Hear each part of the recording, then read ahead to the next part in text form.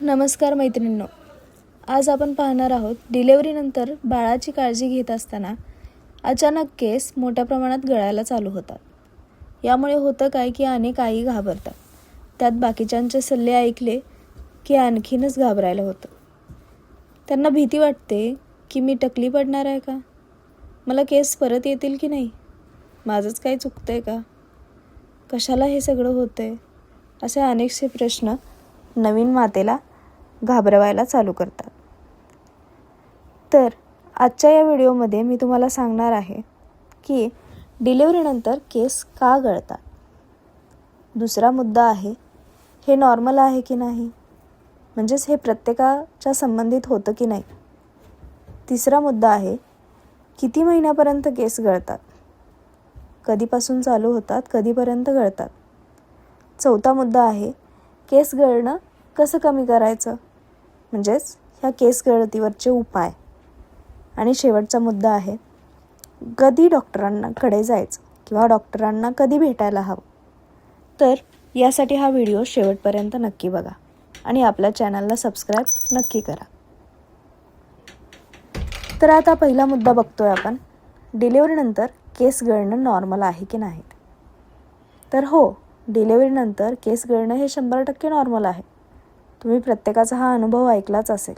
क्वचित काहींना हे जाणवत नाही, परंतु बऱ्यापैकी स्त्रियांना डिलिव्हरीनंतर केस गळती चालू होते आणि यालाच मेडिकल भाषेत पोस्टपार्टम हेअर फॉल असं म्हणतात. साधारणपणे 90% महिलांना ही समस्या येते. जसं की मगाशी मी सांगितलं की काही जणींना जाणवत नाही, पण बहुतांश महिलांना हा त्रास जाणवतो. त्यामुळे पहिल्यांदा आई झालेल्या महिलांमध्ये हे जास्त दिसून येतं. म्हणूनच सगळ्यात आधी मनातील भीती काढून टाका की आपले केस गळणारच आहेत किंवा गळत आहेत का, आणि आपण टकली पडणार नाही ना, या सर्व गोष्टी डोक्यातून बाहेर काढा. आता दुसरा मुद्दा बघतोय आपण की प्रेग्नेन्सीमध्ये केस कमी गळतात का किंवा जास्त गळतात का. तर प्रेग्नेन्सीच्या दरम्यान, म्हणजेच ज्यावेळी मूल आपल्या पोटात असतं त्यावेळी इस्ट्रोजन हॉर्मोन्स हे जास्त असतात. म्हणजे हे या प्रकारचे जे हॉर्मोन्स आहेत त्यांची लेवल वाढलेली असते. यामुळे होतं काय की आपल्या केसांची वाढ चांगली व्हायला चालू होतं. बऱ्याचशा जणांना हे जाणवतं की आपले केस दाट होत आहेत किंवा त्यांची उंची वाढते आणि केस मजबूत आणि जाड दिसायला लागतात. ह्यामुळे आपली जी केस गळती आहे ती पूर्णपणे थांबल्यासारखी आपल्याला दिसून येते आणि केस छान दिसायला लागतात आणि एक वेगळ्याच प्रकारचा ग्लो आपल्यामध्ये आलेला असतो. हे सगळं कधी जाणवतं, ज्यावेळी आपण प्रेग्नेंट असतो किंवा जे मूल आहे ते आपल्या पोटामध्ये असतं त्यावेळी. यानंतरचा विषय येतो तो म्हणजे डिलेव्हरीनंतर अचानक केस का गळतात. तर डिलेव्हरीनंतर हार्मोन्सची लेवल जी आहे ती अचानक कमी होते, जी प्रेग्नेन्सी दरम्यान वाढलेली असते. जसं की मगाशी आपण म्हटलं की इस्ट्रोजन हार्मोन्स जे आहेत ते वाढलेले असतात.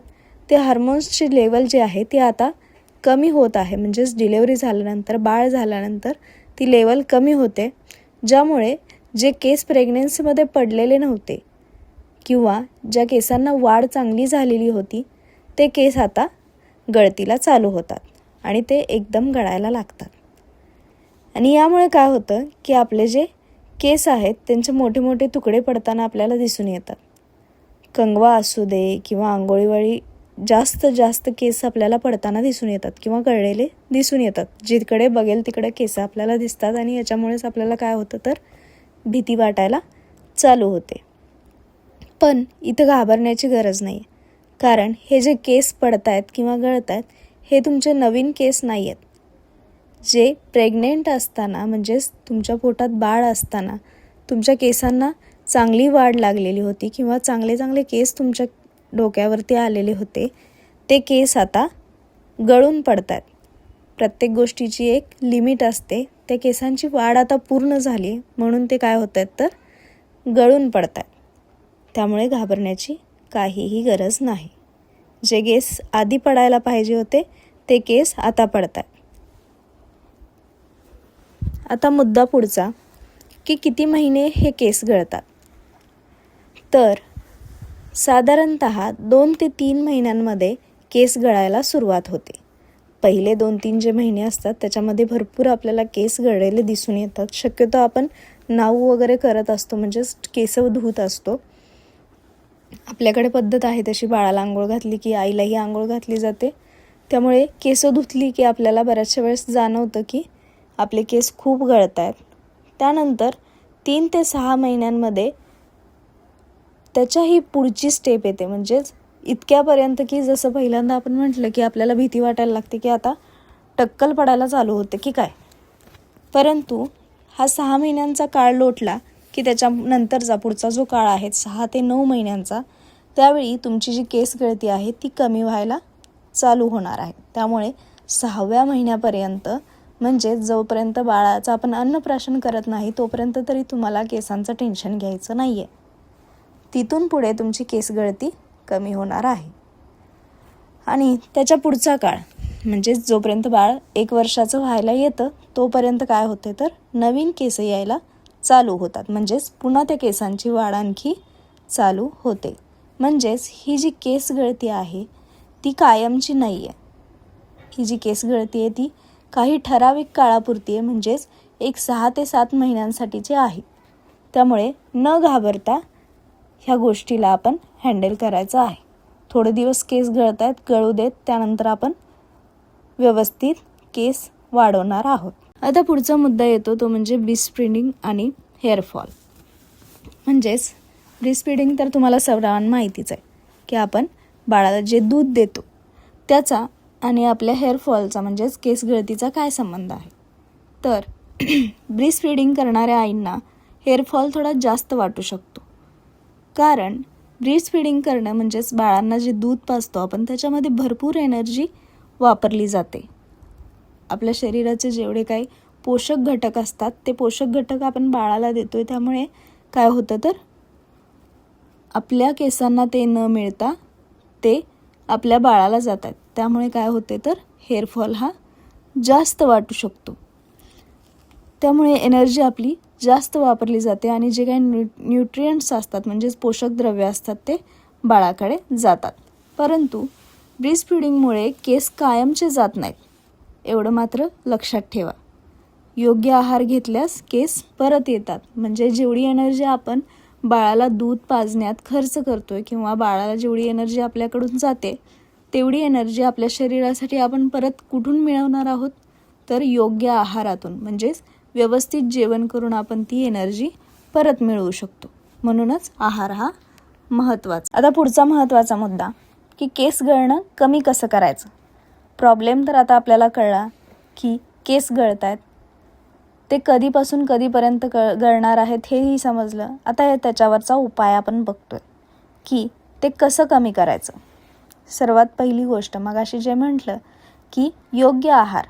तुमच्याकडून जी एनर्जी खर्च होतीये ती एनर्जी तुमच्या शरीराला परत भरून काढण्यासाठी तुम्हाला योग्य आहार घेणं गरजेचं आहे.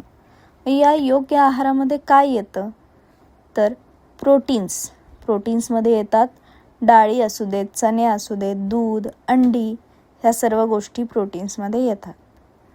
त्यानंतर आयर्न कशातून मिळतं आहे आपल्याला तर हिरव्या भाज्या, गूळ याच्यातून आपल्याला आयर्न मिळतं. त्यानंतर कॅल्शियम जे दूध आणि ताकामधून मिळते. आणि सर्वात महत्त्वाची गोष्ट म्हणजे पाणी. तुमचं शरीर हायड्रेटेड असणं खूप महत्त्वाचं आहे. विशेषतः जर तुमची डिलिव्हरी उन्हाळ्यामध्ये झाली त्यावेळी तर पाण्याची भरपूर गरज असते.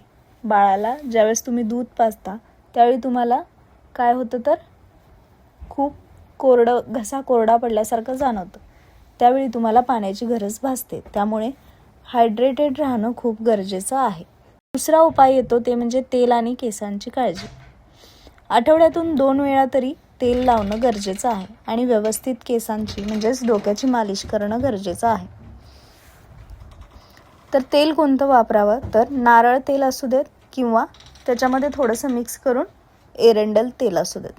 ह्या 2 तेलांची मालिश केसांना करणं गरजेचं आहे. आणि ही मालिश किंवा हा मसाज जो आहे तो फक्त हलक्या हाताने करायचा आहे. अजिबात केस ओढायचे नाही आहेत किंवा जास्त स्ट्रेस घ्यायचा नाही आहे. आता याच्यामध्ये तिसरा उपाय येतो की काय टाळावं, काय करावं हे आपण बघितलं. आता काय टाळावं, तर जे ओले केस असतात ते जोरजोरात विंचरणं, म्हणजे केस तुटेपर्यंत केस विंचरणं. दुसरं म्हणजे खूप घट्ट वेणी घालणं, आपल्या केसांना किंवा डोक्याला ताण येईल इतकी घट्ट वेणी घालणं. तिसरं म्हणजे रोज शॅम्पू करणं, म्हणजे केस घाण आहेत, आपल्याला घाम येतोय म्हणून आपण रोज शॅम्पू करतो, ते चुकीचं आहे. आणि चौथं म्हणजे क्रॅश डाएट. डिलिव्हरी झाल्यानंतर बऱ्याच जणींचे वजन वाढलेलं दिसून येतं, म्हणून बायका काय करतात तर खूपशा डाएटिंग करायला चालू करतात. तर हे डाएटिंग करायचं नाही आहे. त्याच्यामुळे काय होतं आहे तर तुमची केस गळती वाढीला लागलेली असते. आता चौथा मुद्दा येतो यातला, झोप आणि ताण. सर्वात महत्त्वाचा मुद्दा हा आहे की तुमची जेवढी झोप कमी होईल तेवढाच हेअरफॉल तुमचा वाढणार आहे. जेवढी तुमची झोप व्यवस्थित होईल तेवढाच तुमची जी काही केस गळती आहे तेवढी तुमची केस गळती कमी येणार आहे. आणि जितका तुम्ही ताण जास्त घ्याल तेवढे तुमच्या हार्मोन्समध्ये चेंज होणार आहेत, बिघाड होणार आहेत आणि तुमची केस गळती वाढणार आहे. म्हणूनच बाळ झोपेल तेव्हा तुम्हीही आराम करायचा आहे आणि झोप घ्यायची आहे. हा एक चांगला मुद्दा आणि महत्त्वाचा मुद्दा आहे असं तुम्ही लक्षात ठेवायचं आहे. तर ह्याच्यावरचा सर्वांना भेडसावणारा विचार म्हणजेच घरगुती उपाय करावेत का? तर हो, घरगुती उपाय हे सपोर्टिव्ह असू शकतात, म्हणजेच त्यांचा तुमच्या शरीराला म्हणजेच केसांना केस गळती रोखण्यापासून उपयोग होऊ शकतो. परंतु त्याच्यामधून कोणत्याही चमत्काराची अपेक्षा ठेवू नका. म्हणजेच काय तर अचानकपणे तुमची केस चांगली वाढायला चालू होतील आणि केस गळती जी आहे ती पूर्णपणे बंद होईल असा अजिबात विचार करू नका. कारण हा एक पिरियड आहे, थोडासा एक टाईम झोन आहे. ह्या टाईम झोनशिवाय तुमची केसं परत माघारी येणार नाही आहेत, म्हणजेच लगेचच तुमच्या केसांना उबदारपणा येणार नाही. जवळजवळ 6 ते 7 महिन्यांचा काळ लोटल्यानंतरच तुमच्या केसांना चांगली वाढ लागणार आहे. मग ह्याच्यामध्ये काय करू शकता तुम्ही घरातला उपाय म्हणजेच तर तेलाची जी काही मसाज आहे, केसांना मसाज करायचा आहे. दुसरं म्हणजे साधे शॅम्पू ज्याच्यामध्ये जास्त केमिकल नसतील ते शॅम्पू वापरायचे आहेत, किंवा जे साधे उपाय शिकेकाई, रिठा वगैरे असतील हे वापरायचे आहेत. आणि तिसरी गोष्ट म्हणजे केसाला म्हणजेच डोक्यांवरती जास्त गरम पाणी टाळायचं आहे. कोमट पाणी तुम्ही घेऊ शकता, परंतु गरम पाणी हे टाळायचं आहे. पुढचा मुद्दा येतो तो म्हणजे कांदा रस. बऱ्याच जणींचं मोबाईलवरती किंवा एकमेकांचं ऐकून आपण म्हणतो की कांदा रस वापरल्याने केस छान होतात किंवा केस गळती थांबते. परंतु हा जो कांदा रस आहे तो रोज वापरणं टाळायला हवं. शिवाय त्यात गारवा असतो, त्याच्यामुळे तुम्हाला बाळाला सर्दी होण्याचा धोका आहे. आणि पुढचा मुद्दा की खूप प्रयोग. कुणाचं काहीतरी ऐकलं आणि केसांवरती आपण ट्राय करतो आहे, आज एक ट्राय करतो आहे, उद्या एक ट्राय करतो आहे, ह्या सगळ्या गोष्टी तुम्ही टाळायच्या आहेत. घरगुती उपायांमध्ये फक्त तेलाने मसाज आणि कोमट पाण्याने डोक्यावरून आंघोळ इतकंच गोष्ट लक्षात ठेवायची आहे. आता ह्या भीतीचा किंवा ही जी केस गळती आहे ती भीती बाजूला सारण्यासाठी डॉक्टरांकडे कधी जायचं आहे, तर काही ठराविक लक्षणं आहेत तीच जर दिसली तर डॉक्टरांकडे जा, नाहीतर तुम्हाला डॉक्टरांकडे जायची गरज नाही. तर पहिलं लक्षण आहे त्यामधलं की 1 वर्षानंतर सुद्धा जर केस येत नसतील तर तुम्ही डॉक्टरांचा सल्ला नक्की घ्यायचा, म्हणजे डॉक्टरांना नक्की भेटायचं आहे. पूर्णपणे तुमची केस निघून चालली आहेत, पूर्ण गळती लागली आहे आणि 1 वर्ष होऊन सुद्धा तुमची केस परत येत नाही आहेत, तर तुम्हाला डॉक्टरांना भेटावंच लागेल. दुसरा मुद्दा तो म्हणजे खूप जास्त केस गळतीपेक्षा जर जास्त केस गळलेले असतील, तुम्हाला जर बाहेरही पडता येत नसेल, खूपच विचित्र जर ती गोष्ट असेल, तर त्यावेळी तुम्ही काय करायचं आहे तर डॉक्टरांचा सल्ला नक्की घ्यायचा आहे. तिसरं म्हणजे ह्या केस गळतीसोबतच तुम्हाला चक्कर, थकवा आणि कमजोरी जाणवत असेल, तुम्हाला जर वारंवार चक्कर येत असेल, कोणतेही काम केलं की थकवा जाणवत असेल, कमजोरी जाणवत असेल, तर तुम्ही डॉक्टरांना नक्की भेटायचं आहे. आणि हे सगळं का होतं तर HB कमी असल्यामुळे. जर HB जर तुम्हाला कमी दिसून आला, म्हणजेच रक्त वगैरे जर कमी असेल, तर तुम्ही डॉक्टरांचा सल्ला घेऊन व्यवस्थित ट्रीटमेंट घ्यायची आहे, जेणेकरून तुमचं शरीर, तुमचे केस व्यवस्थित होतील. तर शेवटचा मुद्दा म्हणजे सगळ्यात महत्त्वाचा संदेश आहे हा, की केस गळणं म्हणजे तुमची कमजोरी नाही आहे. एक ठराविक पिरियड आहे, ठराविक काळ आहे. ह्या काळानंतर तुमचे केस व्यवस्थित माघारी येणार आहेत. आई झाल्यानंतर आपलं शरीर बदलतंय आणि वेळ दिल्यास हे शरीर स्वतः कवर होतंय. म्हणजेच आहे असं पूर्ववत होणार आहे. आहे असा ग्लो आपल्या प्रत्येक आई ही सुंदर आहे. केस असू देत किंवा नसू देत, ती आपल्यासाठी, आपल्या बाळासाठी ही सुंदरच आहे. त्यामुळे कोणत्याही प्रकारची भीती आणि कोणत्याही प्रकारचा ताण मनामध्ये घ्यायचा नाही आहे. आजचा हा व्हिडिओ तुम्हाला जर उपयोगी वाटला असेल, प्रेरणादायी वाटला असेल, तर आपल्या या व्हिडिओला लाईक नक्की करा आणि आपला जो चॅनल आहे त्याला सबस्क्राईब नक्की करा, जेणेकरून तुम्हाला असेच नवीन व्हिडिओ आल्यानंतर लगेचच समजेल. आणि कमेंटमध्ये नक्की सांगा की तुमच्या डिलिव्हरीनंतर किती महिन्यांनी तुमचे केस गळायला लागले आणि कधी बंद झाले, ज्याचा दुसऱ्यांनाही थोडाफार उपयोग होईल. धन्यवाद.